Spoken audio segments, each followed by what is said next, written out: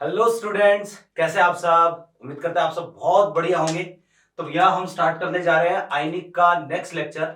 पिछली क्लास में हमने क्या पढ़ा था, तो लास्ट क्लास में हमने सबसे पहले तो बात करी थी भैया जी आयोनाइजेशन ऑफ वीक बेस। ठीक है, हमने वीक बेस के आयोनाइजेशन की बात करी। वीक बेस के आयोनाइजेशन के बाद में हमने वाटर के बारे में बहुत इंपॉर्टेंट फैक्ट्स पढ़े थे। इसके अलावा हमने पीएच की बात करी थी, पीएच स्केल की बात करी थी। ठीक है, कि न्यूट्रल पीएच क्या होती है, ये सारी बातें हम लास्ट क्लास में कर चुके हैं। ठीक है, तो आज हम स्टार्ट करते हैं। देखो, जो फैक्ट्स ऑफ वाटर है ना, उसी का एक छोटा सा पॉइंट है, वो हम पहले डिस्कस कर लेते हैं। देखना जरा, क्या टॉपिक इज रिलेशन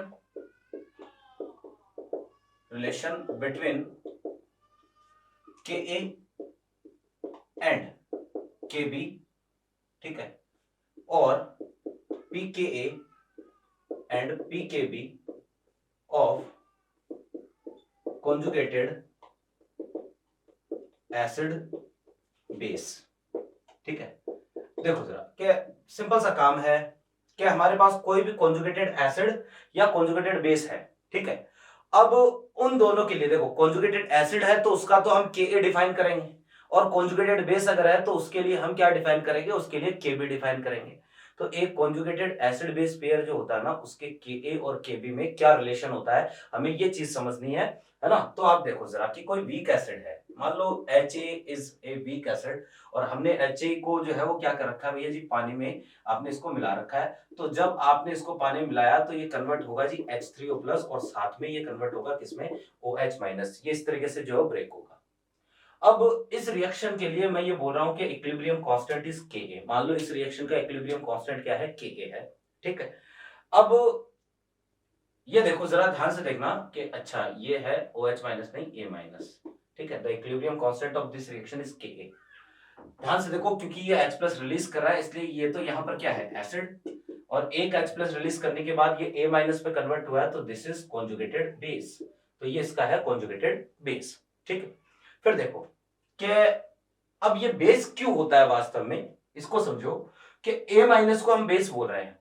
तो आर्रेनियस ने ये कहा था, या फिर ब्रोसरेट ने ये कहा था कि जो भी H प्लस रिलीज करेगा वो तो होगा एसिड, और जो H प्लस एक्सेप्ट करेगा वो क्या होगा, बेस होगा। ध्यान से देखो, A माइनस जो है ना, ये H प्लस एक्सेप्ट कर रहा है, किससे एक्सेप्ट कर रहा है, H3O प्लस से H प्लस को एक्सेप्ट कर रहा है। अगर H प्लस को एक्सेप्ट कर रहा है तो रिएक्शन बैकवर्ड जा रही है, और H प्लस लेने वाले क्या होंगे, बेस होंगे। तो ये एक तरीके से बेस की तरह बिहेव कर रहा है। मैंने क्या किया, A माइनस को पानी में मिलाया। तो A माइनस को अगर पानी में मिलाओगे, क्योंकि ये बेसिक नेचर का है, ये अगर बेस है तो ये क्या करेगा, एक तरीके से इससे प्रोटॉन एक्सेप्ट करेगा, और इससे अगर प्रोटॉन एक्सेप्ट करेगा तो ये कन्वर्ट होगा भैया Ha, और साथ में जो है यहाँ पर मिलेगा आपको OH माइनस, क्योंकि यहाँ पर ये बेस की तरह बिहेव कर रहा है। तो इस रिएक्शन के लिए इक्विलिब्रियम कांस्टेंट क्या बोलूंगा, Kb। क्लियर बात। अब देखो कि हमने जो दोनों रिएक्शंस को कर दिया ऐड, इन दोनों रिएक्शंस को ऐड करो। ऐड करूंगा तो A माइनस कैंसिल हुआ, Ha कैंसिल हुआ, तो reaction I H2H2O, 2H2O is converting into, यहां पर हमारे पास आ रहा है H3O प्लस, और साथ में आ रहा है OH माइनस। ध्यान दो कि केमिकल इक्विलिब्रियम में एक छोटा सा कंसेप्ट हमने पढ़ा था, और कंसेप्ट क्या था कि अगर आप क्या करोगे, बेसिकली दो रिएक्शंस को अगर ऐड करते हो तो इनका इक्विलिब्रियम कांस्टेंट जो होता है ना, वो क्या हो जाता है, मल्टीप्लाई हो जाता है। तो इस रिएक्शन का इक्विलिब्रियम कांस्टेंट, ध्यान दो, पिछली क्लास में मैंने बताया था क्या होता है, KW या फिर KSIC। ठीक है, लास्ट में ये बात हमने डिस्कस करी थी पिछले क्लास में, कि जो अपने पास सेल्फ आयोनाइजेशन कांस्टेंट होता है वो क्या होता है, तो ये है KW। ये इस रिएक्शन का इक्विलिब्रियम कांस्टेंट है। मुझे बताओ KW, Ka और Kb में क्या रिलेशन होगा, तो मैं यूं लिख सकता हूं कि KW is equal to Ka into Kb। ठीक है भैया, ये जो रिलेशन है ना, ये केवल और केवल कॉन्जुगेटेड एसिड बेस पेयर के लिए है।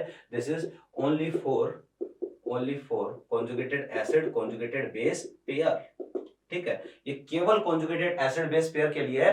हर किसी एसिड, हर किसी बेस के लिए जो है वो हमें ये बात नहीं लिखनी है, कि जैसे मान लो आपने कहा कि सर CH3COOH ले लो, और NH4OH ले लो, इसका Ka और इसका Kb, तो KW इक्वल टू इसका Ka इंटू इसका Kb। भैया ऐसा नहीं होगा, क्योंकि ये रिलेशन जो है ना, वो हमने डेराइव किया किससे, कॉन्जुगेटेड एसिड बेस पेयर से डेराइव किया। तो ये केवल और केवल कॉन्जुगेटेड एसिड बेस पेयर के लिए है, ये चीज ध्यान में रखना, है ना। फिर देखो कि अगर मैं क्या करूं, दोनों तरफ लॉग ले लूं, अगर दोनों तरफ लॉग लूंगा ना, तो ये हो जाएगा log KW is equal to, ये हो जाएगा भैया log Ka इंटू Kb।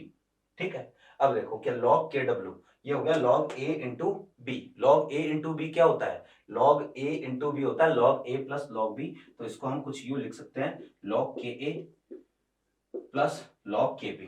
हम इसको ऐसे लिख सकते हैं इज इक्वल टू क्या आया log kw। दोनों तरफ पूरी इक्वेशन को माइनस से मल्टीप्लाई करो तो मेरे पास ये इक्वेशन आ जाएगी log kw is equal to minus log ka और ये हो जाएगा माइनस log kb। ठीक है, इक्वेशन ऐसी हो जाएगी। और आप देखो माइनस log kw क्या होता है, this is pkw, this is pkw। Minus log ka क्या होता है pka और माइनस log kb क्या होता है, दिस इज pkb। क्लियर है बात। तो ये हमारे पास रिलेशन आता है भैया, ये भी केवल और केवल किसके लिए, this is also only for conjugated acid conjugated base pair. ठीक है, ये भी केवल और केवल कॉन्जुगेटेड एसिड बेस पेयर के लिए है, ध्यान रखना। बाकी किसी चीज पर ये चीजें लागू नहीं होगी कि आपने हर कोई सा एसिड ले लिया, हर कोई सा बेस ले लिया और आप ये सब कंसेप्ट लगा रहे हो तो वहां पर नहीं लगेगा, ध्यान रखना। क्लियर है बात। तो ये छोटा सा पॉइंट था। अगर यहाँ पर कई बार क्वेश्चन पूछेगा तो देख लो जरा कि क्वेश्चन कैसे आता है, वो भी हम समझ लेते हैं। इसको मिटा रहा हूं मैं पहले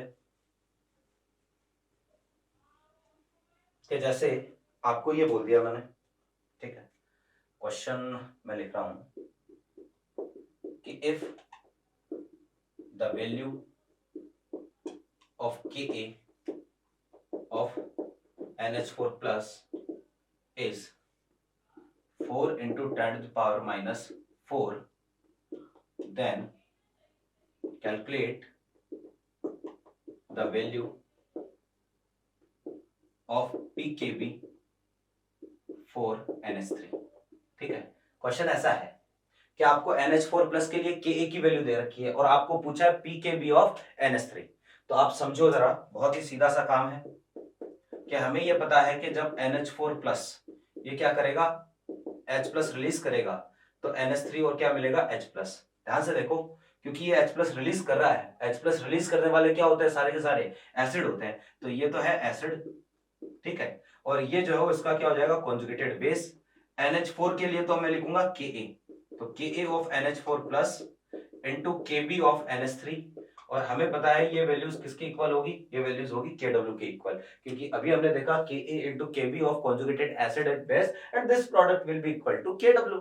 ठीक है, तो मैं यहां पर ये लिखूंगा KaNH4 प्लस, तो NH4 प्लस का Ka आपको दे रखा है कितना, 4 इंटू 10⁻⁴ और Kb आपको कैलकुलेट करना है। अगर टेम्परेचर मेंशन नहीं है, लास्ट क्लास में मैंने बात करी थी आपसे कि भाई टेम्परेचर का पूरे आयनिक में बहुत मेजर रोल होता है, आयनिक में टेम्परेचर का बहुत मेजर रोल होता है। यहाँ पर जो Kw की वैल्यू है 10⁻⁻ कितना, 14।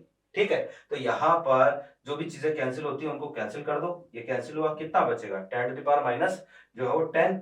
तो यहाँ पर Kb ऑफ NH3 ये निकल के आएगा, इसको सॉल्व कर लेना, 2.5 into 10⁻11, this is answer. But this is the value of Kb। और जो क्वेश्चन ने पूछा pKb, तो कोई दिक्कत नहीं है, आप pKb निकाल लो।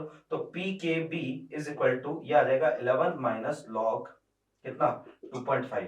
अब लॉग 2.5 हमने पहले बात करी थी अप्रोक्सीमेटली 0.38 0.39 के आसपास होता है, तो ये हमारे पास आ जाएगा 11 माइनस 0.38, तो अप्रोक्सीमेटली ये वैल्यू आ जाएगी 10 पॉइंट कितना 62 के आसपास। अगर आप 10.61 लिखते हो तो भी सही है, 10.6 भी सही है। ठीक है, तो ये हमारे पास किसकी वैल्यू आ गई, pKb की वैल्यू आएगी। और ये जो अप्रोक्सीमेशन से सॉल्व करते हैं ना, ये कंसेप्ट हम पढ़ चुके हैं, याद करो मैंने थर्ड लेक्चर में आपको बेसिक आइडिया ऑफ पीएच बताया था, वहां पर ये सारी चीजें हमने डिस्कस करी थी, है ना। लॉग लेना, एंटी लॉग लेना, अप्रोक्सीमेशन से वैल्यूज को कैसे सॉल्व करते हैं, सारी बातें हमारे बीच में हो चुकी है।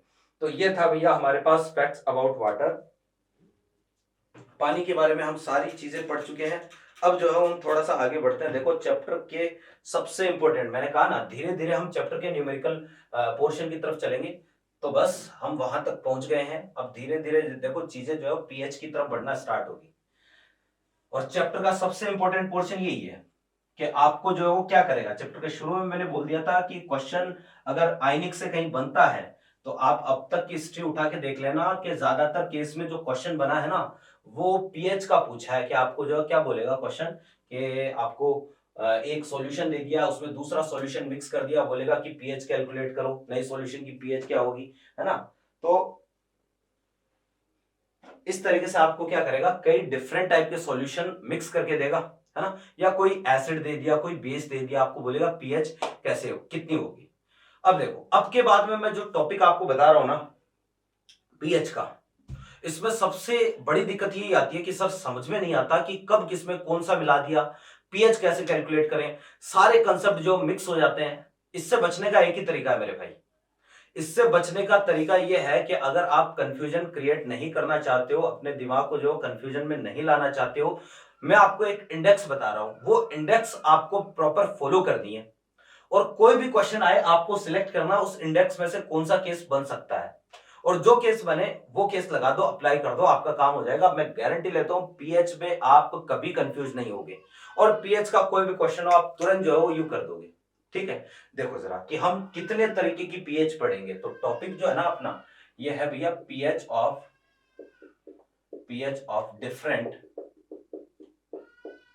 Different solutions.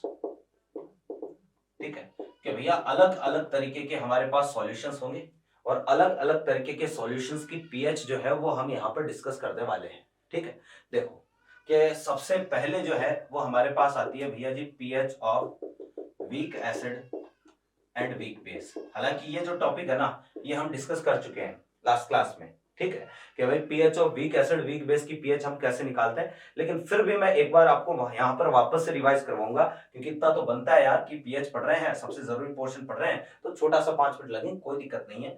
दूसरा जो आता है ये आता है pH of strong acid and strong base. ठीक है, या इसको और कर देता हूं तो ज्यादा बेटर रहेगा, और and pH of strong acid और स्ट्रॉन्ग बेस। ठीक है, ये हम पढ़ेंगे कि कोई स्ट्रॉन्ग एसिड दे दिया, मान लो आपको जैसे HCl दे दिया, H2SO4 HNO3 इस तरीके से आपको दे दिया, तो जो है वो उस केस में हम पीएच कैसे कैलकुलेट करेंगे। तीसरा और बहुत ही जरूरी portion pH of very dilute solution, कि भाई एक बहुत ही ज्यादा डाइल्यूट किया हुआ सॉल्यूशन है और बहुत ही ज्यादा डाइल्यूट किया हुआ सॉल्यूशन है तो उसकी पीएच हम कैसे कैलकुलेट करेंगे, ये भी हमें समझना है। फिर इसके बाद में जो अगला चौथा और सबसे जरूरी पोर्शन जो आता है ना, इंपॉर्टेंट पोर्शन चैप्टर का, ये है भैया जी अपने पास पीएच ऑफ मिक्सचर।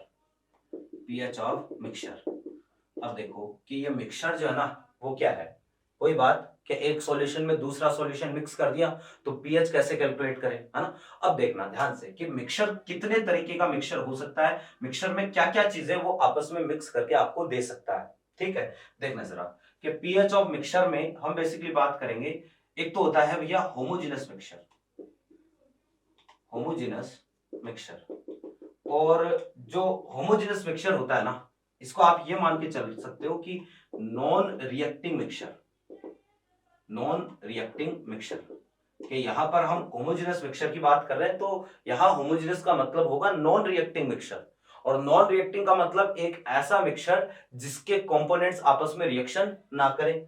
जैसे आप ये समझो नॉन रिएक्टिंग मिक्सचर में क्या क्या नॉन रिएक्टिंग मिक्सचर में हो सकता है, कि जैसे आपको बताया कि एसिड में एसिड मिला दिया तो एसिड प्लस एसिड कभी रिएक्शन नहीं होगी, बेस में बेस मिला दिया बेस प्लस बेस कभी रिएक्शन नहीं होगी। तो नॉन रिएक्टिंग मिक्सचर में क्या क्या बन सकता है, देखो जरा मैं ऐसा बोलूंगा mixture of strong acid plus strong acid, है ना, कि कोई स्ट्रॉन्ग एसिड में स्ट्रॉन्ग जैसे HCl प्लस HNO3 दोनों को मिक्स कर दिया, आपको बोल दिया पीएच कितनी होगी। या ऐसा भी हो सकता है same to same concept strong base plus strong base. भैया जी जो concept strong acid plus strong acid में लगेगा ठीक वही कंसेप्ट लगेगा किसमें, strong base plus strong base में। ठीक है, कि जैसा कंसेप्ट इसका ठीक वैसा ही कंसेप्ट है, दोनों में से किसी एक को पढ़ लो आपका काम हो जाएगा। तो ये हमारे पास है mixture of strong acid plus strong acid. ठीक है, एसिड एसिड के साथ रिएक्शन नहीं करेगा, बेस बेस के साथ रिएक्शन नहीं करेगा। दूसरा जो यहां पर है हमारे पास यह है भैया मिक्सचर ऑफ, आप ये मानो कि strong acid plus weak acid, या फिर आप ये को strong base plus weak base. ठीक है, क्या आपने स्ट्रॉन्ग एसिड और वीक एसिड को मिक्स कर दिया तो भी एसिड एसिड के साथ रिएक्शन नहीं करेगा, हम ये मान के चलेंगे।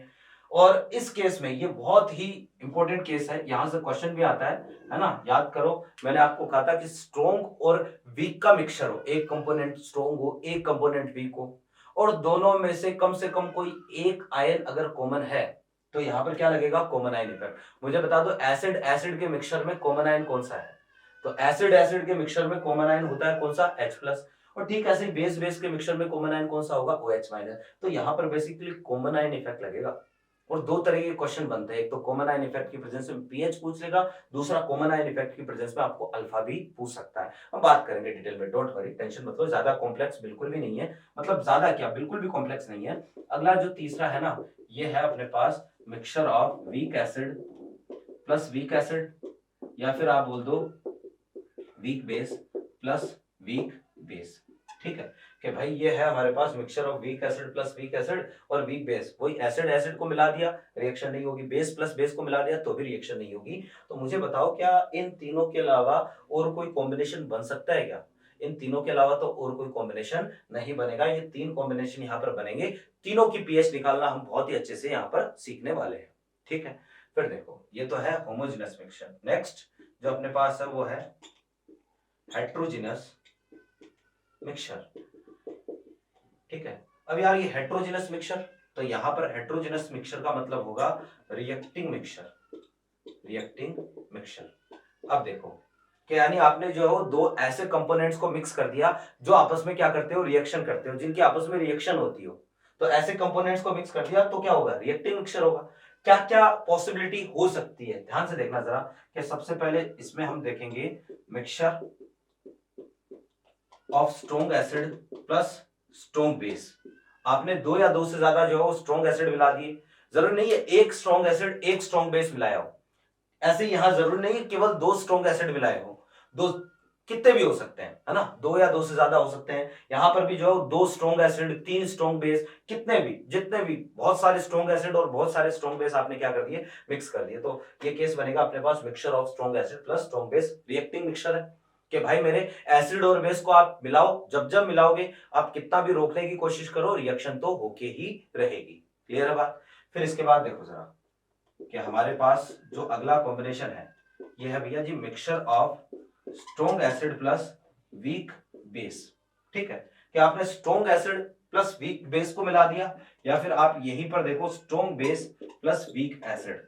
ठीक है कि स्ट्रॉन्ग और वीक को मिला दिया, और वही बात एसिड और बेस को मिलाओगे तो भाई मेरे रिएक्शन तो होके रहेगी, चाहे कुछ भी कर लो, कितना भी रोकने की कोशिश करो, यहां पर भी रिएक्शन तो होगी। ठीक है, फिर देखो कि अगला जो आता है हमारे पास वो आता है भैया ji mixture of weak acid plus weak base. मुझे बताओ इन तीनों के अलावा क्या और कोई केस हो सकता है क्या? इन तीनों के अलावा और कोई कॉम्बिनेशन नहीं बन सकता, इसीलिए देखो कि मिक्सचर, केस ऑफ मिक्सचर, मैंने कहा ना पीएच ऑफ मिक्सचर, है ना, यहां पर होता यह है कि इतने सारे कॉम्बिनेशन बनते हैं, इतने सारे कॉम्बिनेशन बनते हैं।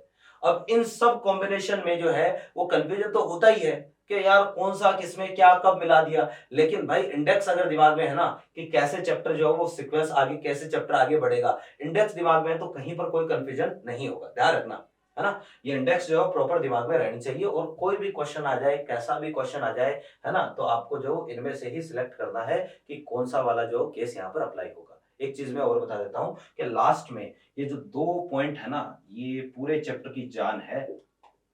ठीक है, ये दोनों पॉइंट जो है ना ये, ठीक है, कि एक तो जो है यहाँ पर मैं बोल रहा हूँ mixture of strong acid plus weak acid, strong base plus weak acid, और यहाँ पर जो mixture of weak acid plus weak base, है ना, ये पूरे चैप्टर की जान है। जान का मतलब ऐसा है कि ये दोनों टॉपिक पूरे चैप्टर का 60% पोर्शन कवर करते हैं। यहीं पर दो चीजें जो है बनती है, दो केस बनते हैं, आपने सुना होगा सॉल्ट हाइड्रोलाइसिस, हाइड्रोलाइसिस, ठीक है, और एक जो है वो बफर सॉल्यूशन, बफर सॉल्यूशन। तो ये जो दोनों टॉपिक है ना, जेई और नीट दोनों के लिहाज से बहुत ज्यादा इंपॉर्टेंट है। तो ये दोनों टॉपिक क्या, केस ऑफ सॉल्ट हाइड्रोलाइसिस और दूसरा केस ऑफ बफर सॉल्यूशन, ये दोनों टॉपिक यहीं पर बनेंगे। तो जैसे जैसे चैप्टर आगे बढ़ेगा ना तो ये दोनों टॉपिक भी यहीं पर इसी के साथ कवर होंगे। इसके अलावा देखो जैसे जैसे हम आगे बढ़ेंगे तो यहाँ पर हमें जो है ना बीच में जो पॉलीबेसिक एसिड होते हैं या पॉली एसिडिक बेस होते हैं उनकी भी जरूरत पड़ेगी। पॉलीबेसिक एसिड का मतलब ऐसे एसिड जिनके पास एक से ज्यादा H प्लस है ना, तो वो सारी चीजें जो है वो हम बीच बीच में कवर करते जाएंगे, और बीच बीच में जो है पीएच के अलावा भी कुछ चीजें आएंगी जो जरूरत होगी, तो जरूरत होगी तो हम साथ में यहीं पर कवर कर लेंगे, यहीं पर साथ में पढ़ लेंगे। ठीक है, फिर इसके बाद देखो ये तो हुई एक बात कि mixture of pH of mixture. इसके बाद में जो अगला अपने पास पांचवा पॉइंट होगा ना, क्योंकि मैंने कहा ना आपको यहाँ पर जो हम बीच में कुछ चीजें पढ़ेंगे, तो यहीं पर मैं आपको बता दूंगा कि pH of poly acidic base, या फिर आप बोलो कि पॉली बेसिक एसिड। ये इस टर्म का मतलब मैंने अभी आपको बताया था। क्या पॉली बेसिक एसिड का मतलब? पॉली बेसिक एसिड का मतलब जिसके पास एक से ज्यादा H प्लस हो, और पॉली एसिडिक बेस का मतलब जिसके पास एक से ज्यादा OH माइनस हो। फिर देखो 6 नंबर पे हम पढ़ेंगे भैया जी यहीं पर pH of amphoteric salt. Amphoteric salt क्या होता है ये वहीं पर बात करेंगे। पीएच ऑफ एम्फोटेरिक सॉल्ट बहुत ही जरूरी है। फिर 7वां पॉइंट जो है वो हम इसे में पढ़ेंगे pH of zwitter ion. Zwitter ion, अब ज्विटर आयन क्या होता है ये जब टॉपिक आएगा तब बात करेंगे। और फिर जो वो एक लास्ट में हम पढ़ेंगे पीएच ऑफ इंडिकेटर। इंडिकेटर, ठीक है। तो इतने टॉपिक हम पीएच में कवर करते हैं। देखो जरा इतने जितने भी कॉम्बिनेशन होते हैं सारे आपके सामने हैं। इसके अलावा पीएच का कोई कॉम्बिनेशन नहीं बनता है ना। पीएच ऑफ बफर वो हम यहाँ कवर कर लेंगे, पीएच ऑफ सॉल्ट वो भी हम यहाँ पर कवर कर लेंगे। तो टोटल जो है वो ये इतने तरीके के पीएच में कॉम्बिनेशन होते हैं। बहुत ही आसान सा है, आपको जो डरना नहीं है कि सर अभी से जो है वो हमें तो डर लग रहा है। मेरे भाई डरने की जरूरत नहीं है, जो डर गया वो मर गया, कहावत सही है, ठीक है। और डर के आगे जीत है, ठीक है। ये कहावत का जो है मतलब मैंने आपको बताया था पिछले क्लास में केमिकल इक्विलिब्रियम में, डर के आगे जीत होती है, बिल्कुल होती है। लेकिन भाई इसका मतलब ये नहीं होता कि आप माउंटेन ड्यू पी के जो बिल्डिंग से कूद जाओ कहा कि डर के आगे जीत है। ना भाई ऐसा कुछ नहीं है, ठीक है। उसके आगे जो है वो जब बिल्डिंग से कूद जाओगे तो पहले नीचे जाओगे फिर ऊपर ही ऊपर जाओगे, तो ऐसा काम हमें नहीं करना है ना। तो भैया देखो जरा कि पीएच ऑफ डिफरेंट सॉल्यूशन में हम स्टार्ट करने जा रहे हैं। सबसे पहले हम यही से स्टार्ट करेंगे pH of weak acid weak base. इस पर मैं एक एक क्वेश्चन आपको पहले करवा चुका हूं, लेकिन रिवीजन जरूरी है तो मैं एक बार याद दिला देता हूं क्योंकि पूरा टॉपिक पीएच का बहुत इंपॉर्टेंट है ना। तो यहीं से हम अपनी शुरुआत करेंगे। देखो जरा ये इंडेक्स आप प्रॉपर जो है वो कॉपी में नोट करें, वीडियो को पॉज करें, और इसको जो है वो अब जहां से भी आप स्टार्ट कर रहे हो तो इसके आगे जो है प्रॉपर आप नोट्स लिखते जाएं, और मैं जो है वो एक एक टॉपिक यहाँ पर कवर करवाता जाऊंगा, ठीक है। देखो जी,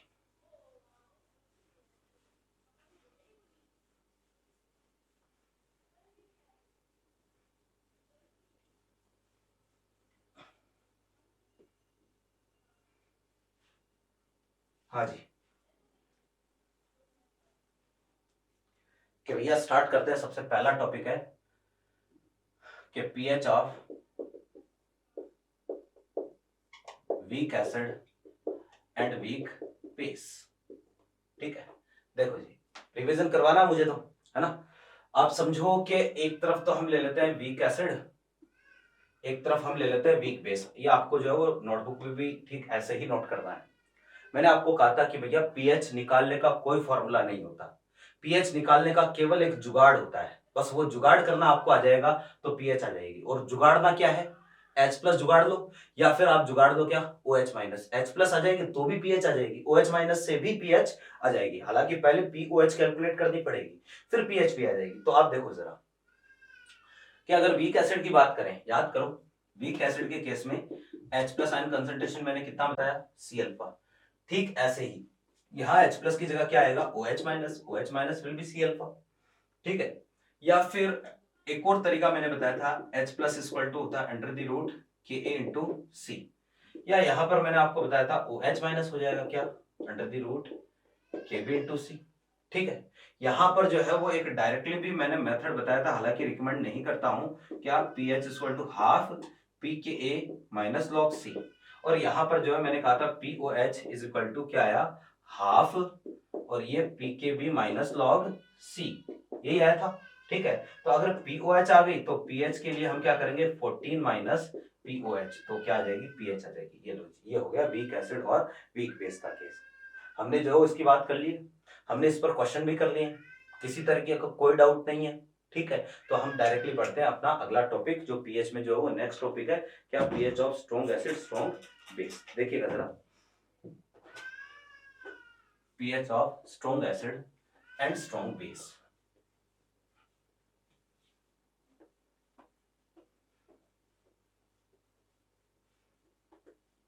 देखो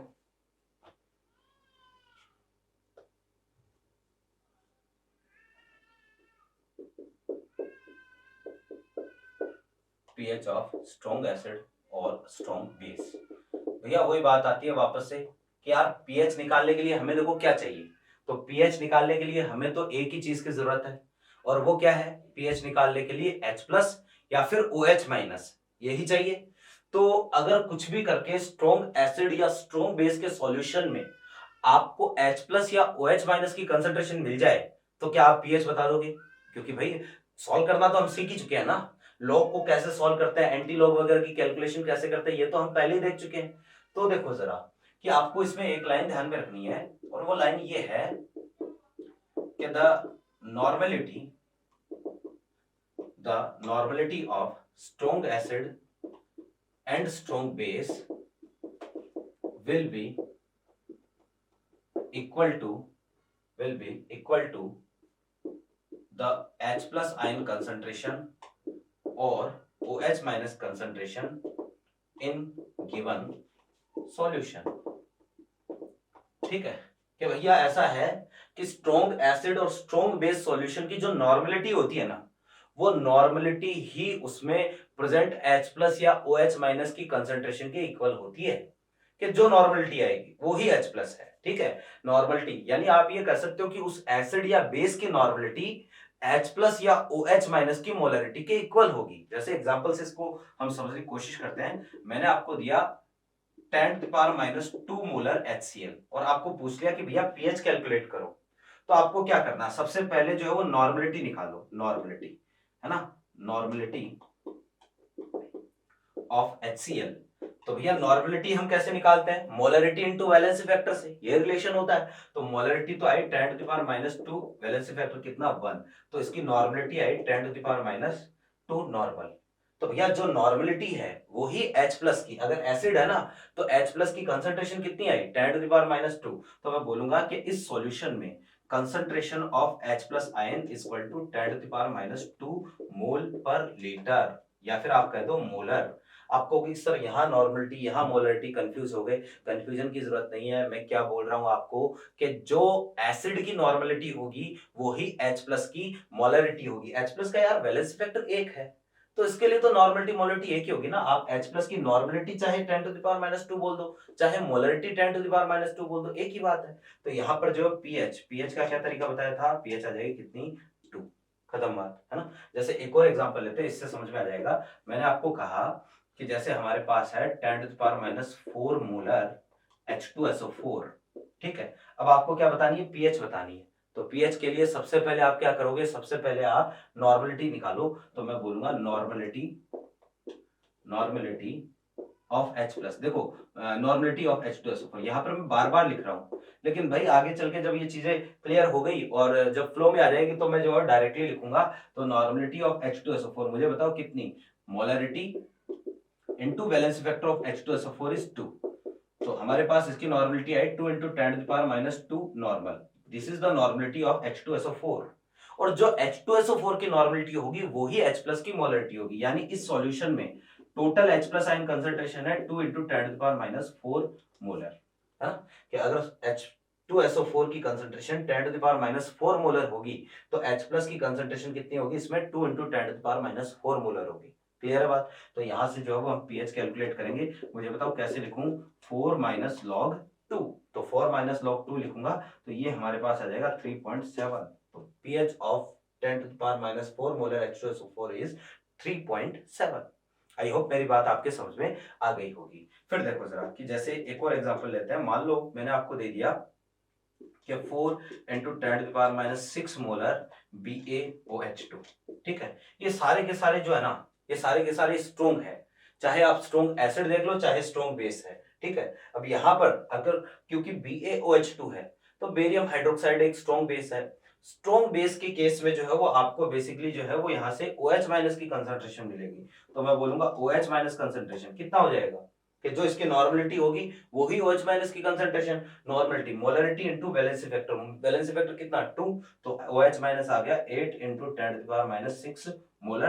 तो यहां से वैल्यू आ गई POH की, कैसे लिखूंगा 6 - log 8, और log 8 होता है कितना 0.90। तो value of POH equal to 5.1।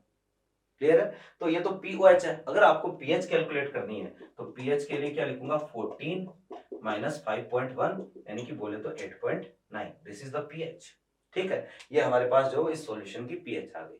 कोई भी स्ट्रॉन्ग एसिड, कोई भी स्ट्रॉन्ग बेस, कैसा भी स्ट्रॉन्ग एसिड हो, कैसा भी स्ट्रॉन्ग बेस हो, मैंने आपको दे दिया 4.8 इंटू 10⁻⁵ मोलर HClO4, ठीक है। और आपको इसकी पूछ ली पीएच, तो पीएच के लिए जो है सबसे पहले H प्लस आयन कंसंट्रेशन, तो जो इसकी नॉर्मलिटी होगी वही H प्लस आयन कंसंट्रेशन की मोलरिटी होगी, तो H प्लस आयन कंसंट्रेशन आ जाएगा 4.8 इंटू 10⁻⁵ मोलर, क्योंकि भैया इसकी नॉर्मलिटी मोलरिटी बराबर है, वैलेंसी फैक्टर कितना है 1 है ना, तो यहाँ पर जो है मैं लिखूंगा पीएच इक्वल टू ये आया 5 माइनस लॉग 4.8। अब यार वही बात, ये मैं सॉल्यूशन आपको बता चुका हूँ लॉग को कैसे सॉल्व करते हैं। यहाँ पर log 4.8 की वैल्यू हमें अप्रोक्सीमेशन से लेनी पड़ेगी। log 4 होता है कितना 0.60, log 5 होता है 0.7, तो अप्रोक्सीमेटली मैं ले लेता हूँ 0.67 के आसपास, है ना, तो 0.67 आप ले सकते हो, तो वैल्यू आई 4.33। आप 0.68 ले लो, है ना, 0.66 ले लो, उससे कोई फर्क नहीं पड़ेगा, अप्रोक्सीमेटली आंसर आएगा क्योंकि हमने अप्रोक्सीमेशन से काम किया है। तो ये है भैया, बहुत ही आसान सा काम है, स्ट्रॉन्ग एसिड स्ट्रॉन्ग बेस की पीएच बताना। क्या करोगे कि भाई जो भी नॉर्मलिटी होगी हमारे पास स्ट्रॉन्ग एसिड स्ट्रॉन्ग बेस के सॉल्यूशन की, वो ही क्या है H प्लस या OH माइनस की मोलरिटी है, ठीक है। थोड़ा सा हम आगे बढ़ते हैं इस पर, देखो जरा, ये हो गया अपना सेकंड पॉइंट, जो पीएच ऑफ स्ट्रॉन्ग एसिड और स्ट्रॉन्ग बेस है वो। अब देखना कि एक और देख लेते हैं pH of very dilute solution, और इसके बाद में जो है ना हम इस पर जो है वो कुछ जरूरी क्वेश्चंस करेंगे, ठीक है, कि पीएच पर जो है वो एक तो पीएच पूछ सकता है इस तरीके से, या और भी अलग अलग तरीके के जो है वो इस पर क्वेश्चन की फ्रेमिंग होती है। तो हम पहले pH of very dilute solution जो है वो पढ़ लेते हैं, फिर इसके बाद देखते हैं। या फिर देखो एक दो टाइप के क्वेश्चन हम यहाँ पर करते हैं, है ना, और pH of very dilute solution पढ़ लेंगे, उसके बाद में हम कुछ और एग्जाम्पल देख लेंगे, ठीक है। देखिएगा जरा, देखो कि एक क्वेश्चन है मेरे पास कि आपको ये बोला कि when 2 into 10⁻⁻2 molar H2SO4 solution is diluted up to 1000 times, then calculate the percentage change in pH, ठीक है। कि भैया हमारे पास H2SO4 का सॉल्यूशन है, ये दे कितना रखा है 2 into 10⁻⁻2 मोलर दे रखा है, और आपको ये बोला है कि जब इसको 1000 टाइम डाइल्यूट कर दिया तो आपको क्या करना है, परसेंटेज चेंज निकालना है पीएच में। तो पहले तो हम एक काम करते हैं, इनिशियल पीएच और फाइनल पीएच निकाल लेते हैं। अब देखो जरा कि कंडीशन ऐसी है, H2SO4 दे रखा है, अभी इसकी कंसंट्रेशन है 2 into 10⁻⁻2 मोलर। एक काम करता हूं मैं H प्लस निकाल लेता हूं, क्योंकि पीएच कैलकुलेट करना है तो हमें तो H प्लस से मतलब है, और अभी मैंने कहा था जो H प्लस होता है वो क्या होता है, H प्लस है बेसिकली जो भी यहाँ पर जो है इसकी नॉर्मलिटी होगी वही H प्लस है, तो मैं ये लिखूंगा 2 into 10⁻⁻2 into 2, तो ये हमारे पास आ गया 4 into 10⁻⁻2 मोलर, ये H प्लस है। मान लो वॉल्यूम अभी जो है ना V1 है, अब इसको कर दिया 1000 टाइम डाइल्यूट, तो आफ्टर 1000 टाइम्स डाइल्यूशन, ठीक है, आपने इसको कर दिया भैया 1000 गुना तक डाइल्यूट कर दिया। तो जब आप इसको 1000 गुना डाइल्यूट करोगे तो भाई यहां पर देखो पानी मिलाते हैं तो मुझे बताओ क्या होता है, कंसंट्रेशन क्या हो जाती है, चेंज हो जाती है। जैसे ही आप जैसे जैसे पानी मिलाते हो, जैसे जैसे वाटर ऐड करते हो, वैसे वैसे कंसंट्रेशन क्या होती है, बदल जाती है, चेंज हो जाती है। और याद करो केस ऑफ डाइल्यूशन मैंने एक आपको बताया था, है ना, रेडॉक्स में भी बताया था, मोल में भी जो है ये आता है। तो केस ऑफ डाइल्यूशन में यहां पर हमारे पास एक तरीका होता है M1V1 = M2V2। ध्यान रखना, पूरे आयनिक इक्विलिब्रियम का कंसेप्ट है ये, कि जब भी आप दो सॉल्यूशन को आपस में मिक्स कर रहे हो और वॉल्यूम चेंज हो रहा है ना, तो आपको कोई भी कैलकुलेशन करने से पहले सब्सटेंस की या फिर यो को जो भी इलेक्ट्रोलाइट है उसकी नई कंसंट्रेशन कैलकुलेट करनी पड़ेगी। चाहे वो case of dilution M1V1 = M2V2 से कैलकुलेट करो, चाहे वो M = M1V1 + M2V2 divide by V1V2 से कैलकुलेट करो। ध्यान रखना कि हम जब भी दो सॉल्यूशंस को आपस में क्या करेंगे, मिक्स करेंगे ना, दो सॉल्यूशंस को आपने मिक्स कर दिया, तो जैसे ही आप दो सॉल्यूशंस को मिक्स करोगे तो मिक्स करते ही कंसंट्रेशन जो है वो बदल जाएगी, जो भी रेस्पेक्टिव इलेक्ट्रोलाइट होंगे उनकी। या फिर आप जब भी पानी मिलाओगे, डाइल्यूट करोगे, तो भी कंसंट्रेशन बदल जाएगी। तो कोई भी कैलकुलेशन करने से पहले ये चीज जरूर दिमाग में आनी चाहिए कि भैया कंसंट्रेशन बदल रही है, कि मुझे सारी कैलकुलेशन नई कंसंट्रेशन के अकॉर्डिंग करनी है। मेरी बात समझ में आ रही होगी आपके। तो आप यहां पर देखो, m1 की वैल्यू आपको दे दी कितनी, 4 इंटू 10⁻²। v1 की वैल्यू v1 है, m2 मुझे बता दो v2 कितना हो जाएगा, दिस विल बी 1000 v1, क्योंकि 1000 गुना डाइल्यूट कर दिया ना, 1000 टाइम डाइल्यूशन है ना। v1 कैंसिल, तो m2 इक्वल टू आया 4 into 10⁻5 molar. This is the value of m2। Okay, ठीक है भैया। अब देखो कि पहले हम यहां से pH1 निकालते हैं। मुझे बताओ pH1 कैसे आएगी, 2 माइनस log 4, तो pH1 आ गया कितना, 1.4। pH2 यहां से आएगी pH2, क्या आ जाएगा, 5 माइनस log 4, तो 5 माइनस log 4 कितना आ जाएगा ये, है ना, ये आ जाएगा 4.4। ठीक है, कि भाई पहले pH थी 1.4, अब pH आ गई कितनी, 4.4। तो यहां पर जो है ना हमारे पास परसेंटेज चेंज हम कैसे निकालते हैं, परसेंटेज चेंज ये हम निकालते हैं final minus initial by initial into 100। तो final pH is 4.4 minus this will be 1.4 and 1.4, है ना, इनिशियल इनटू क्या कर दो 100। तो ये हमारे पास डिफरेंस कितना आया, ये हमारे पास डिफरेंस आया 300 डिवाइड बाय 1.4। क्लियर है बात। तो ये अप्रोक्सीमेटली जो कितना 200 के आसपास आ जाएगा। इसको सॉल्व करके देख लो। तो भैया इसको सॉल्व करोगे तो ये अप्रोक्सीमेटली आएगा कितना, 240.2% के आसपास। कहने का मतलब पीएच अगर परसेंटेज चेंज पॉजिटिव आ रहा है ना, तो पीएच पहले से इतने गुना ज्यादा, मतलब इतने परसेंट बढ़ जाएगी, 214.2% पीएच बढ़ जाएगी। इस तरीके का क्वेश्चन भी बन सकता है। तो इसमें ध्यान रखने वाली बात कौन सी है इस क्वेश्चन में, कि भाई ध्यान रखो, डाइल्यूट किया कंसंट्रेशन बदल गई, दो सॉल्यूशन को मिक्स किया कंसंट्रेशन बदल गई। और दोनों केस में, डाइल्यूशन के केस में ये लगाना है, और अभी मिक्सिंग वाला केस भी मैं आपको आगे बता दूंगा, एक दो क्वेश्चन उस पर भी हम करेंगे। क्लियर है बात। तो ये है भैया अपने पास एक, तो इस तरह का क्वेश्चन भी बन सकता है जो कि अलग टाइप का है। और देखो जरा, इसको बता रहा हूं। एक और है कि मान लो आपको दो अलग अलग पीएच के सॉल्यूशंस दे दिए, ठीक है, और उन सॉल्यूशन का इक्वल या डिफरेंट वॉल्यूम मिक्स कर दिया। अभी मैंने कहा ना मिक्सिंग वाला क्वेश्चन भी आ सकता है। तो उस केस में जो नेट रिजल्टेंट सॉल्यूशन की पीएच जो है वो कितनी होगी, इस तरह का क्वेश्चन आ सकता है। जैसे मान लो मैंने आपको ये कहा कि calculate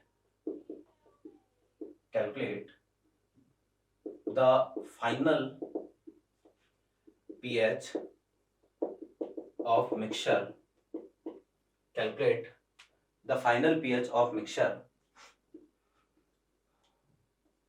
when equal volume of pH 2 and pH 5 solutions are mixed।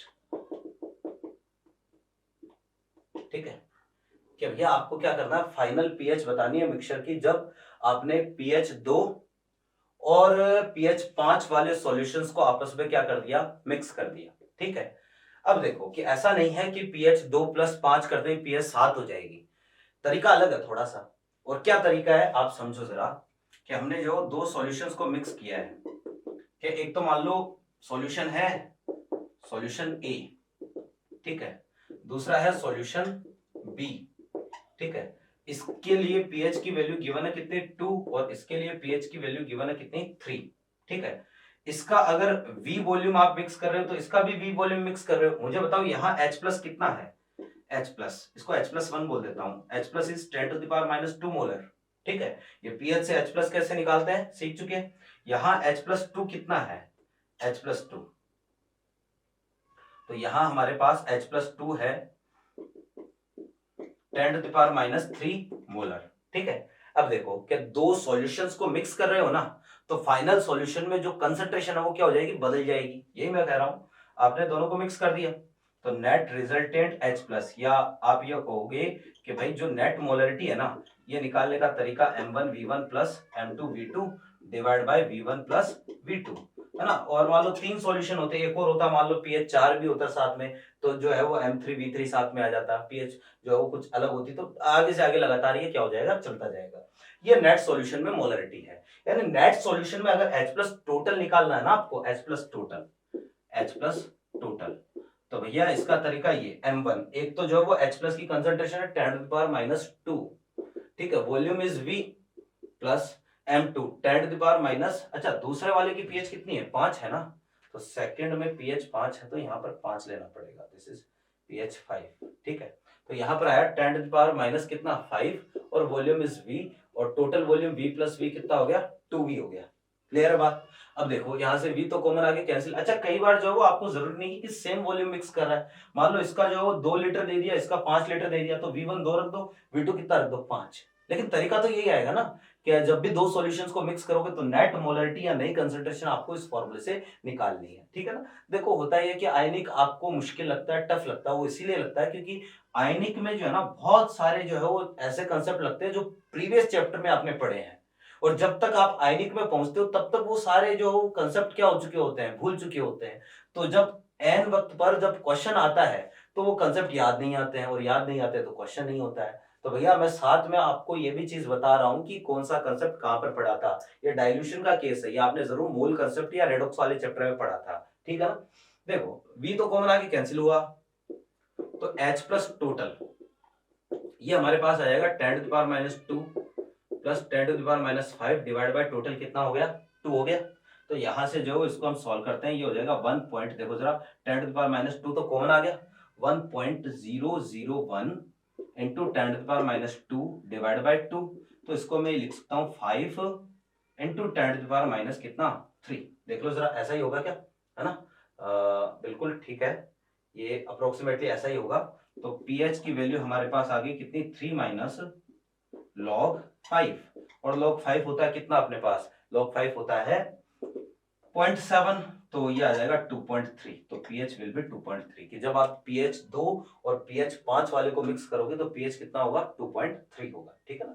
Equal volume mix करोगे तभी है, और इक्वल वॉल्यूम देखो, एक बार जो मेरे को किसी ने बताया कि सर आप एक काम करो ना, जो pH कम है, अगर आपको ऐसा क्वेश्चन पूछे तो जो pH कम आ रही है उसमें 0.3 ऐड कर दो, यही आंसर होगा। जैसे यहाँ पर कम वाला कौन सा था, 2, है ना, तो इसमें 0.3 ऐड कर दो तो आंसर होगा 0.3। जैसे मान लो एक एग्जांपल लेते हैं, एक तरफ दे दी pH आपको 4, एक तरफ दे दी pH मान लो 7, और दोनों को मिक्स कर दिया, तो आंसर विल बी 4.3। चेक करते हैं 4.3 आता है कि नहीं आता है। 10⁻⁴ 10⁻⁷,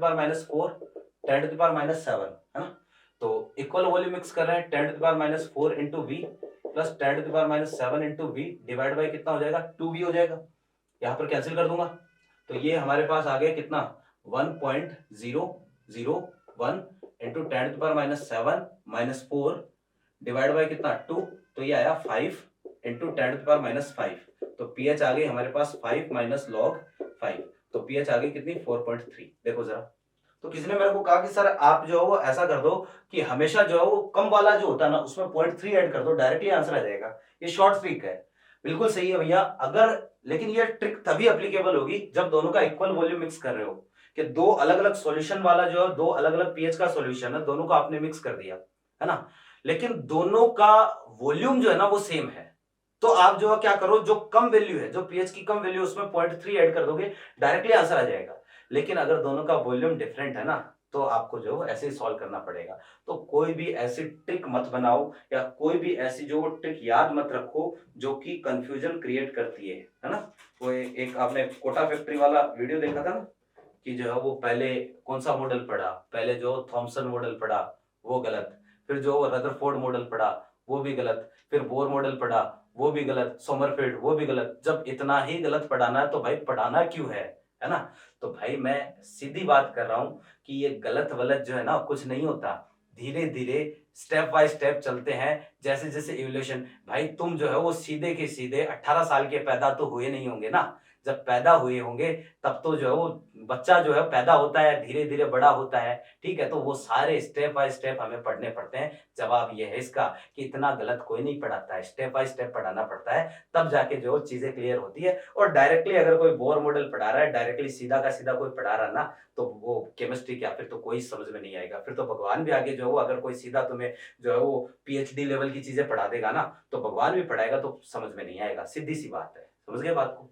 अब देखो, तो मैं ये बोल रहा था कि कोई भी ऐसी ट्रिक मत बनाओ जिससे कंफ्यूजन होता है। जितनी ज्यादा आप रटाफिकेशन वाली ट्रिक्स लगाओगे, है ना, उतना ही कम आप जो गेन करोगे और उतना ही ज्यादा आपको कंफ्यूजन होगा, ठीक है। देखो जरा, तो कंसेप्ट जो है ना, ज्यादा से ज्यादा कंसेप्ट सीखा करो, है ना, रटने वाली चीजें जो है वो मत सीखा करो। तो ये यहां से एक क्वेश्चन और बनता है। फिर देखो नेक्स्ट पॉइंट जो है वो हम आगे बढ़ते हैं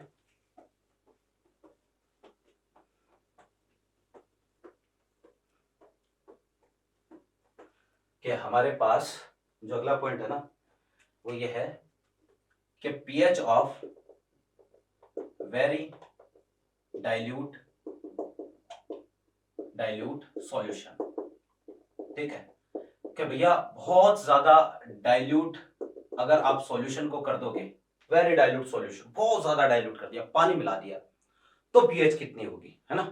एक एग्जांपल समझते हैं। मान लो 10⁻⁴ मोलर HCl है, ठीक है।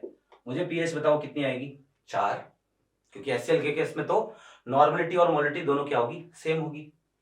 10⁻⁵ मोलर HCl है, पीएच बताओ कितनी आएगी, 5। 10⁻⁶ मोलर HCl है, पीएच बताओ कितनी आएगी, 6। 10⁻⁷ मोलर HCl है, पीएच बताओ कितनी आएगी, 7। 10⁻⁸ मोलर HCl है, पीएच बताओ कितनी आएगी, 8।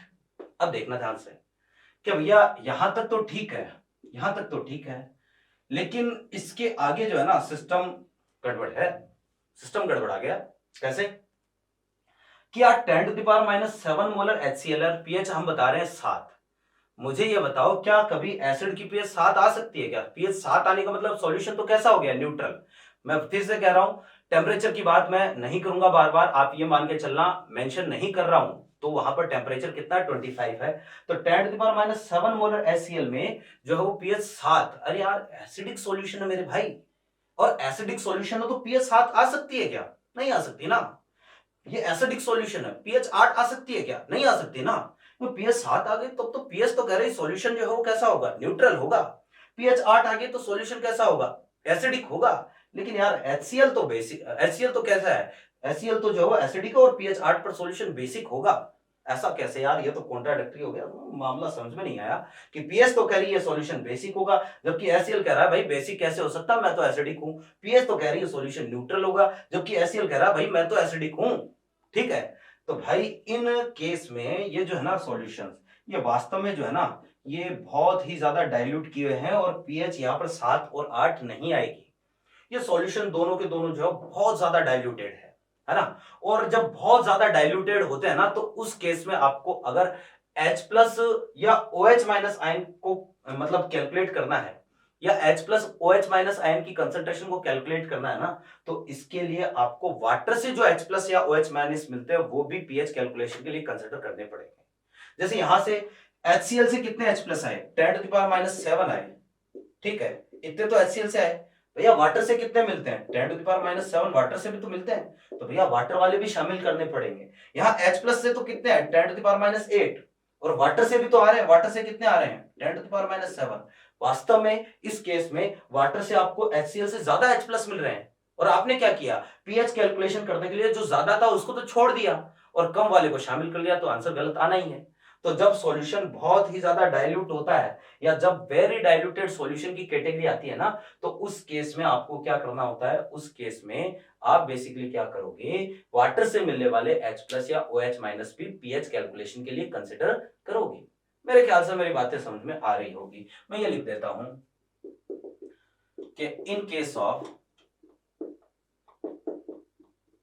Of very dilute solution, in case of very dilute solution, the H plus and OH minus concentration from water will be also considered for pH calculation. ठीक है, तो भैया इस केस में आपको H प्लस या OH माइनस आयन जो होते हैं ना वाटर से जो भी मिलते हैं उनको भी पीएच कैलकुलेट करने के लिए काम में लेना पड़ेगा। देखो कि अब कब तो आपको सॉल्यूशन को वेरी डाइल्यूट मानना है ना, ये मैं लिखवा देता हूं कि जैसे एक तरफ तो है हमारे पास H प्लस या OH माइनस आयन कंसंट्रेशन और दूसरी तरफ है उनका सोर्स क्या होगा। यहां तो जैसे मैं लिखता हूं कंसंट्रेशन ऑफ H प्लस या फिर कंसंट्रेशन ऑफ OH माइनस। ठीक है, और यहां पर मैं लिख देता हूं सोर्स ऑफ H प्लस या फिर OH माइनस। ध्यान रहे कि एसिड के केस में तो आएगा H प्लस और बेस के केस में क्या आ जाएगा OH माइनस, बस इतना ही फर्क है। तो आप समझो जरा कि H प्लस OH माइनस की concentration 10 to the power -1 -2 10 to the power -3 10 to the power -4 -5 10 to the power -6 यहां तक अगर है कि H प्लस या OH minus 10 to the power -6 तक है, तब तो आप पीएच कैलकुलेट करने के लिए केवल एसिड या फिर बेस को कंसिडर करोगे, यानी कि आपको वाटर के H प्लस या OH माइनस कंसिडर करने की जरूरत नहीं है। लेकिन अगर concentration 10 to the power -7 10 to the power -8 या फिर इससे कम हो जाए तो इस केस में जो है वो आपको क्या करना है, फिर यहां पर जो है वो एसिड या बेस और साथ में वाटर, ठीक है, इसको भी कंसिडर करना पड़ेगा इससे कम हो जाए तो। ठीक है, तो भैया देखो जरा ये हमारे पास कंडीशन रहेगी, कहने का मतलब 10 टू द पावर -7 या इससे कम कंसंट्रेशन को हम वेरी डाइल्यूट की कैटेगरी में रखेंगे। ठीक, एक एग्जांपल समझते हैं कि जैसे अभी हमने एक एग्जांपल देखा था 10 to the power -7 molar HCl। ठीक है, पीएच बतानी है। अगर आपने केवल HCl को कंसिडर किया तब तो जो है पीएच कितनी आएगी 7, और हमें पता है HCl की पीएच कभी 7 पॉसिबल नहीं है। क्यों पॉसिबल नहीं है? क्योंकि भैया HCl के केस में जो है वो HCl एसिडिक है और पीएच हमेशा 7 से कम ही रहनी चाहिए। तो आप समझो कि मुझे बताओ कि H प्लस फ्रॉम HCl से तो कितने H प्लस आएंगे, जो भी HCl की नॉर्मलिटी होगी, स्ट्रॉन्ग एसिड के केस में मैंने कहा जो नॉर्मलिटी होती है वो ही उसमें प्रेजेंट H प्लस आयन की कंसंट्रेशन होती है।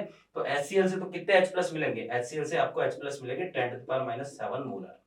ठीक, दूसरा H plus from H2 water. तो भैया ये आपको ध्यान में रहे कि भाई वाटर से भी जो 10 to the power -7 molar H plus मिलते हैं।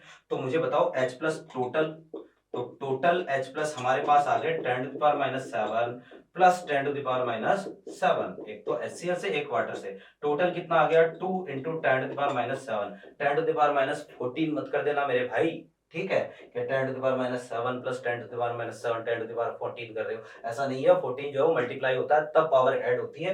यहाँ पर जो आपको दोनों में से कॉमन ले लो, 2 इंटू 10 टू द पावर -7 आया, तो पीएच हमारे पास आएगी 7 माइनस लॉग 2, और 7 माइनस लॉग 2 कितना 6.7, तो पीएच विल बी 6.7। देख लो जरा पीएच जो 7 से क्या आ रही है, कम आ रही है, और 7 से कम आ रही है तो भैया आना भी चाहिए, क्योंकि सॉल्यूशन ऑलरेडी हमें पता है कि HCl है, अंडरस्टूड है ये चीज कि एसिडिक होगा, पीएच 7 से कम ही रहेगी। ठीक है, फिर देखना जरा कि हमारे पास एक और, जैसे मान लो 10 टू द पावर -8 मोलर का केस लेते हैं। आप कितना भी डाइल्यूट, मतलब एक तरीके से एसिड की कंसंट्रेशन कितनी भी कम कर दो, है ना, कि जैसे मैंने आपको ये बोल दिया कि 10 to the power -8 molar HCl। ठीक है, अब यहां पर हमें क्या करना है, पीएच बतानी है। तो यहां पर पीएच बताने के लिए हमें पता है 10 टू द पावर -7 या इससे कम होती है H प्लस आयन कंसंट्रेशन तो सॉल्यूशन वेरी डाइल्यूट की कैटेगरी में चला जाता है। तो यहां पर मैं ये बोलूंगा कि भाई H प्लस, ठीक है, टोटल, तो टोटल H प्लस जो है ना वो हमारे पास होंगे, मुझे बताओ HCl से तो कितने मिलेंगे, HCl से मिलेंगे 10 टू द पावर -8, ये शायद दिख नहीं रहा होगा आपको, मैं थोड़ा सा इसको साफ कर देता हूं। ठीक है, 10 टू द पावर -8 ये तो कहां से मिले, this H plus are from HCl। अब साथ में 10 टू द पावर -7 ये कहां से मिले, ये मिले फ्रॉम वाटर। ठीक है, और दोनों को ऐड करता हूं तो टोटल हो जाएगा 1.1 इंटू 10 टू द पावर -7, ये आ गए टोटल H प्लस। तो pH बताऊंगा तो pH कितना आएगा 7 माइनस लॉग 1.1। अब देखो लॉग 1 की वैल्यू कितनी 0, लॉग 1 0, लॉग 1.1 0 से थोड़ा सा ज्यादा ही होगा, तो pH जो वो 7 से क्या आएगी कमी आएगी, तो pH अप्रोक्स आ जाएगी अपने पास 6.99 के आसपास। ठीक है, अब देखो और ज्यादा डाइल्यूट कर दो, कितना भी डाइल्यूट कर दो 10 to the power -9, 10 to the power -10, 6.9999 आगे चलता जाएगा, pH कभी 7 नहीं आएगी। ठीक है, क्योंकि हमेशा यहां पर लॉग में से 7 में से कुछ ना कुछ वैल्यू हमेशा क्या होगी माइनस ही होगी, तो pH की वैल्यू हमेशा 7 से कम ही रहेगी, कितना भी डाइल्यूट कर दो। एक और एक ऐसे लेता है, जैसे मान लो मैंने, चलो क्वेश्चन के फॉर्म में इसको देखते हैं, है ना, एक क्वेश्चन लिख रहा हूं, आपको खुद को इसको सॉल्व करना है कि pH of very dilute solution की बात कर रहे हैं ना। देखो कि भाई क्वेश्चन ऐसा है कि when a solution of 10 to the power -5 molar H2SO4 is diluted up to 1000 times, then calculate the change in pH। तो आपको क्या करना है, आपने 1000 गुना तक इसको डाइल्यूट कर दिया, तो आपको यहां पर क्या करना है, चेंज इन pH कैलकुलेट करना है, डेल्टा pH कैलकुलेट करना है। देखो जरा कैसे करेंगे, कि पहले एक काम करो, आप इनिशियल H प्लस निकाल लो। डाइल्यूशन का केस अभी बताया था मैंने आपको कि जब भी कहीं डाइल्यूशन की बात आए तो हमेशा M1V1 इज इक्वल टू क्या करोगे, M2V2 आपको लगाना ही लगाना है। तो यहां पर पहले तो आप देखो कि हमारे पास H2SO4 है और इसकी मोलरिटी है 10 टू द पावर -2 मोलर। मुझे बता दो इसमें H प्लस आयन कितने आएंगे, H प्लस 1 कितने आएंगे, क्या बताया था कि भाई स्ट्रॉन्ग एसिड के केस में जो सॉल्यूशन की नॉर्मलिटी होती है वो ही उसमें H प्लस आयन की कंसंट्रेशन के इक्वल होती है, तो ये आएगा 2 into 10 to the power -5 molar, ये H प्लस 1।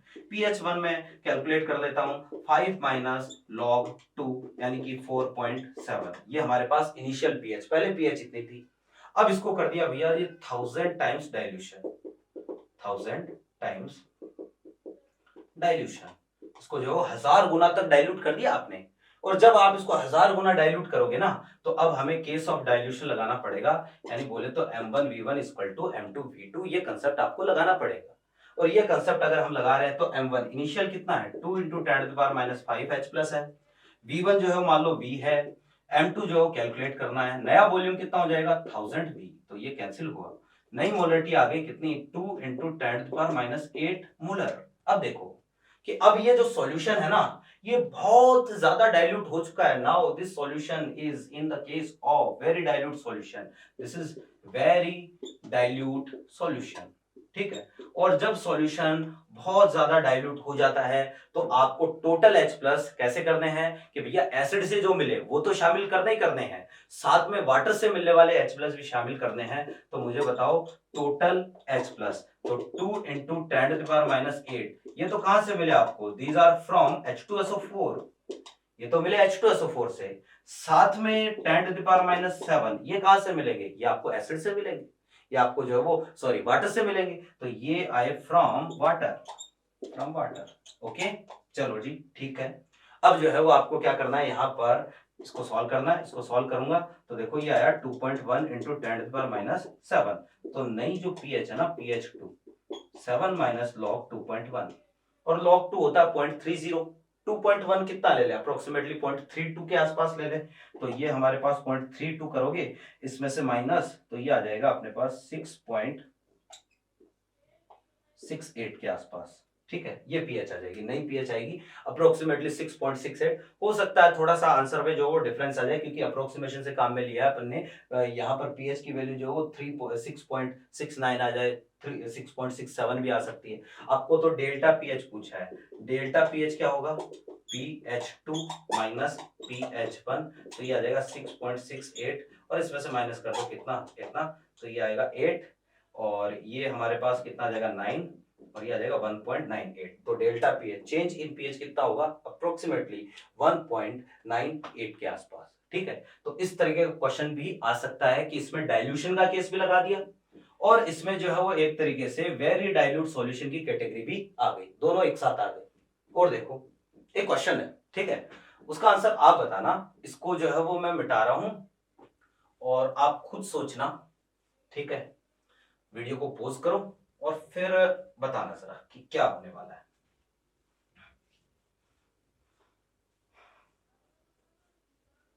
देखो जी, मैंने आपको क्वेश्चन लिख के दिया, calculate the pH of a solution in which H plus ion concentration is 10 to the power minus 9 molar. ठीक है, ये क्वेश्चन है और इसको आप सॉल्व करके बता दो, मुझे इसका आंसर चाहिए। ठीक है, अगर आप सोच रहे हो कि सर इसका आंसर आएगा कितना 6.99 ऐसे करके, क्योंकि 10 टू द पावर माइनस 9 तो है, वाटर से भी 10 टू द पावर माइनस 7 मिलेंगे, तो पीएच जो क्या हो गई 7 से कम, तो आप गलत हो भैया। इस क्वेश्चन में पीएच की वैल्यू आएगी 9। देखो, क्योंकि मैंने इससे पहले प्रीवियसली जो 2 क्वेश्चन करवाए हैं वो और इस वाले क्वेश्चन में डिफरेंस है। डिफरेंस ये है कि इस क्वेश्चन में ये कहीं नहीं बोला गया है कि ये सॉल्यूशन एसिडिक है, इसमें कहीं नहीं बोला है कि सॉल्यूशन एसिडिक है, जबकि पहले वाले 2 क्वेश्चनों में ये अंडरस्टूड था कि HCl का सॉल्यूशन एसिडिक होना है, होगा, H2SO4 का सॉल्यूशन एसिडिक होना है, पीएच 7 से कम होनी है, होगी। मुझे बताओ क्या कहीं लिखा है क्या ये सॉल्यूशन एसिडिक है? नहीं लिखा ना। और मुझे बताओ क्या कोई बेसिक सॉल्यूशन होता है तो किसी भी बेसिक सॉल्यूशन में क्या H+ नहीं होता? क्या होता है ना भाई। मैंने आपको पिछली क्लास में ये तो कहा था कि किसी एसिडिक सॉल्यूशन में H+ और OH- दोनों होंगे, किसी बेसिक सॉल्यूशन में H+ और OH- दोनों होंगे। अब सॉल्यूशन बेसिक है तो OH- H+ से ज्यादा हो गए, तो ये सॉल्यूशन वास्तव में कोई बेसिक सॉल्यूशन है। और यहां पर H+ कितना है? 10 टू द पावर माइनस 9। मुझे बता दो कि किसी भी सॉल्यूशन में H+ इंटू OH- ये होता कितना है? KW के इक्वल 25 पर कितना? 10 टू द पावर माइनस 14। अगर ये 10 टू द पावर माइनस 9 है तो OH- कितना आएगा? 10 to the power minus 5। POH कितना आएगा? POH आएगा 5। पीएच कितना? 9। तो भैया वास्तव में ये कोई बेसिक सॉल्यूशन है जिसमें H+ कितना है? 10 टू द पावर माइनस 9 है, वेरी डाइल्यूट की कैटेगरी नहीं होगी। समझे बात को? तो यहां पर मैं लिख देता हूं कि in this problem this is not mentioned that given solution is acidic। ठीक है, so the concept of very dilute solution will not be applicable। समझे बात को कि भैया इस केस में जो वेरी डाइल्यूट सॉल्यूशन का कंसेप्ट है ना, ये बिल्कुल भी एप्लीकेबल नहीं होगा। क्यों? क्योंकि यहां पर जो कहीं पर भी मेंशन नहीं है। अगर मान लो यहीं पर मैं कर देता HCl, HNO3, H2SO4 H+ की जगह, तो भैया फिर जो है वो कंफर्म है पीएच 7 से क्या आती? कम आती। क्लियर है बात? तो ये है भैया, उम्मीद करते हैं ये कंसेप्ट भी आपके समझ में आया होगा। एक और क्वेश्चन लेता हूं मैं, मुझे बताना जरा क्या होगा, है ना? क्या मजा आ रहा होगा आपको पढ़ने में? ठीक है, देखो जी, एक और क्वेश्चन लेते हैं, लास्ट क्वेश्चन लेते हैं, फिर आज की क्लास को भी हम यहीं पर खत्म करते हैं। कि जैसे मैंने ये बोला आपको, क्वेश्चन इज के the pH of 10 to the power minus 6 molar formic acid CHCOOH will be. ठीक है, तो इसकी जो है पीएच कितनी होगी? जैसे एक ऑप्शन मैंने दे दिया कि पीएच लेस देन 6, दूसरा पीएच जो है वो ग्रेटर देन 6, तीसरा pH greater than 6 but less than 7, है ना? ऐसा पीएच ग्रेटर देन 6 बट वो क्या हो रहा है, pH greater than 6 but less than 7। ठीक है, और ये क्या लिख दिया, pH greater than 6 less than 7। ठीक है, फिर एक जैसे दे दिया pH इक्वल टू 6, और चौथा मैंने आपको ये दे दिया कि pH विल बी, ठीक है, greater than 5 less than, okay, greater than 5 but less than 6। इसका मतलब क्या हो गया, pH ग्रेटर देन 6 और लेस देन 7। ठीक है, ये है। अब देखो कि 4 ऑप्शन है, आपको सिलेक्ट करना है। क्या करना है, देखो जरा, कि पहली बात तो ये 10⁻⁻6 मोलर फॉर्मिक एसिड है। ठीक है, आप क्या सोच रहे हो कि pH कितना होना चाहिए, 6 होना चाहिए, 6 से कम होना चाहिए, है ना, 6 से ज्यादा लेकिन 7 से कम होना चाहिए, या फिर 5 से ज्यादा 6 से कम होना चाहिए, क्या होना चाहिए आपके अकॉर्डिंग? मुझे बताओ कि ये वेरी डाइल्यूट है क्या? वेरी डाइल्यूट तो नहीं है, क्योंकि 10⁻⁷ या इससे कम होता तो वेरी डाइल्यूट की कैटेगरी में जाता। तो फिर तो 6 होगी पीएच ना भाई, 6 नहीं होगी, क्योंकि आप देखो कि फॉर्मिक एसिड जो है ना, ये एक वीक एसिड है। This is weak acid. अगर मान लो इसी की जगह कोई strong acid HCl, HNO3, HClO4 देता, तब तो पीएच कितनी होती, 6। लेकिन क्योंकि ये वीक एसिड है और इसका अल्फा जो है वो 100% नहीं है, इसका अल्फा लेस देन 100% है, और अगर इसका अल्फा 100 से कम है तो इस केस में हम क्या बोलेंगे, अल्फा अगर 100 से कम है ना, तो जितनी मोलरिटी है उतने H प्लस नहीं मिलेंगे। यानी यहां in this case the concentration of H plus ion will be less than 10⁻⁶। ठीक है, 10⁻⁶ से क्या होगी, कम होगी। लेकिन भैया क्योंकि एसिड है तो कंसंट्रेशन 10⁻⁷ से तो ज्यादा ही होगी, तो इसकी पीएच जो रहेगी ना, पीएच ये 6 और 7 के बीच में रहेगी, यानी पीएच की वैल्यू 7 से कम और 6 से क्या रहेगी, ज्यादा रहेगी। क्योंकि ये सॉल्यूशन कैसा है, एसिडिक है, क्योंकि एसिड फॉर्मिक एसिड है ना, 7 से कम 6 से ज्यादा। लेकिन अगर इसी की जगह कोई स्ट्रॉन्ग एसिड होता तो पक्का डेफिनेटली पीएच कितनी होती है अपने पास, 6 होती। आई होप ये है भैया अपने पास case of very dilute solution. मेरी बातें सारी आपके समझ में आई होगी। और ये थी आज की क्लास। अगली क्लास में हम एक नया टॉपिक लेंगे पीएच में, जो है वो हम अगला जो केस है पीएच ऑफ मिक्सचर वो स्टार्ट करेंगे, है ना। और आज की क्लास में या इससे पहले किसी भी क्लास में कोई भी डाउट हो तो टेलीग्राम चैनल का लिंक डिस्क्रिप्शन में है, आप ज्वाइन करें। और जो भी डाउट है आपका वो भेजें, मैं कोशिश करूंगा जल्दी जल्दी उसका जवाब देने की। और यहाँ से हम मिलते हैं नेक्स्ट क्लास में। Thank you.